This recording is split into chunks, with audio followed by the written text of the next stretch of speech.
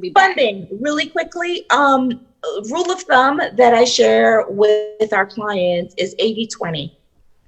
80% discretionary funds, 20% non-discretionary. What does that mean?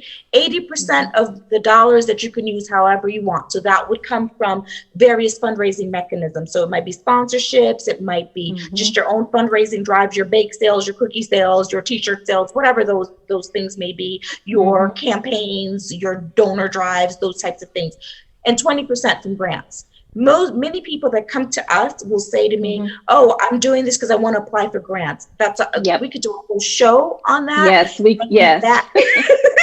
That probably should not be your motivation. Your motivation and your overarching mindset.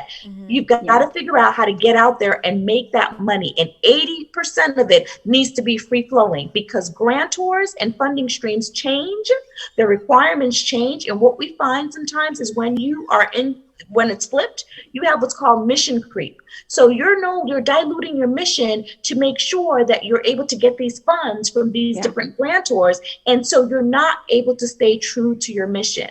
I have a huge grant writing checklist, but also a nonprofit checklist. And it talks a little bit about some of the things that folks should have to prepare themselves so that they are best able to get that 80-20, get into that 80-20 position. Now, we realize that at the onset, sometimes folks will start off and it's flipped and it's convoluted because you started off, and you got a grant right away. But you should be, as you're working on providing the services associated with that grant, you should also be looking at diversifying your funding to ensure that no more than 20% of your budget, your organization's budget, will be tied to tied to funding streams that are grants, because then you've got to do what they tell you to do, and you've got to spend the money how they tell you to spend that money.